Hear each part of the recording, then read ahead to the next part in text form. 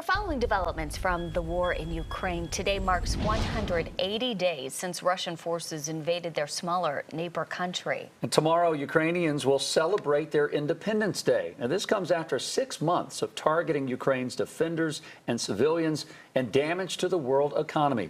Political science professor and Eastern European scholar at UNC Chapel Hill, Milada Vachudova, is joining us. And Milada, always a pleasure to have you with us on the show. Good morning. Great to be here. Good morning, Jason. Ann. Are you surprised that we are, well, tomorrow officially, that 6-month window where the war's been going on? Are you surprised where we are? Did you think we'd be in a different place 6 months into this? I think I'm surprised to see that, in a way, what we have now is a standstill along the military front. So the Russian army has been degraded to the point where they're really not advancing. I thought perhaps that it would, Ukraine would be able to push them back by now, or the other way around, right? That there would be some kind of a move forward. It's really incredible to see the resiliency of the Ukrainian people and the Ukrainian military. 6 months, it is now kind of a grinding conflict of attrition. And Milada, some experts say that they don't really see an end in sight for this. I mean, it doesn't seem that anyone's really willing to budge on what they want. Well, I think the Ukrainians will never budge, in the sense that, they were just sitting in their country going about their normal lives when the Russian military invaded. And essentially Putin's war aims are not just to take a part of Ukrainian territory, but to destroy the Ukrainian state. And on Russian TV, you see more Kremlin adjacent pundits essentially calling for the elimination, the annihilation of the Ukrainian nation.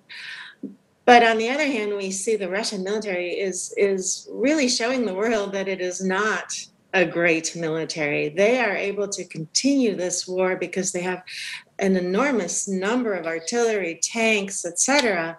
But their performance on the ground is really poor from a military standpoint. And so the Ukrainians, who are much more, I'd say, ingenious, scrappy, determined, and motivated to fight, I think do have a chance to finally make the costs eventually for Russia to be so high that the Russians will withdraw. Perhaps that's hopeful thinking, but it's still something I think might happen. Well, even though hope is not a strategy, sometimes hope is all you have. And when you look at some numbers from last week, Milada, over 5,500 civilians in Ukraine have died since this fighting started 6 months ago. More than 311 companies have withdrawn from Russia. So you've got both countries are deeply affected by what's been going on. What does that do to a country if this were to sustain for another 6 months? Well, at this point, the Ukrainian economy, right, is in terrible situation. I mean, in a sense, it's a glass half full, glass empty. And it's incredible how much of the economy is still functioning, how the Ukrainian state is still functioning. Enterprises are still working in those areas that are not, under constant threat of missile strikes. But you're absolutely right. About 7% of Ukrainian territory is occupied by Russia. I think in terms of the resiliency of the Ukrainian state, I think it has done remarkably well, far better than most or anyone might have predicted. What's hard, I think, is that we don't know the scale of the human suffering. These casualty numbers that you mentioned are horrific, but it is in that 7% of Ukraine that is occupied by the Russian military where human suffering is going on, and we just don't know yet the scale of that. I think going into this winter, what we're going to see is the Ukrainian military trying to destabilize the Russians with their kind of scrappy behind the lines attacks that we've seen in the last few weeks in Crimea. And also just the Russian military they have plenty of artillery and tanks. They don't work so well, but they have them. What they're really failing at now is getting enough motivated soldiers to that front. Milada, I saw an interview with the father of a church near Bucha where the mass graves were, and he told the Associated Press it's so hard to understand why this happened and to really grasp what the aftermath of this looks like come 5, 10, 15 years from now as Ukraine tries to rebuild some of the areas that were so hard hit. Yeah, and I'm sad to think how many more buchas there are that are, the behind enemy lines right now in the territory that's being held. We know that the scale of the human suffering and the murder of civilians in Mariupol was very, very high, for example. I feel optimistic about the Ukrainian people being able to move past this. Of course, once the war ends, there's going to be the shock. That's when the economic problems and the social problems caused by the war are really going to sink in.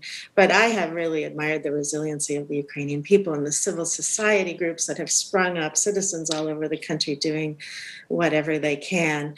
There's also been tremendous help on the part of Ukraine's Western partners, military help, but also economic help, and that economic help will continue to flow. And so, in a way, rebuilding, I think, will be a hopeful moment. It'll be long. The physical rebuilding, I think, is going to be something that will go quite smoothly. It is recovering from the horrible scars of this war that I think, will take generations, to be honest. And it's hard to see how Russia operates on the world stage anything like it did before the war, given the scale of these atrocities, which are just unfathomable. Milada, you mentioned the possible end of the war. Of course, none of us know exactly when or if that will happen, but what will it take for this war to end? Do you think negotiations are even still a possibility? There will have to be some kind of negotiations. The war can't end without some kind of negotiations.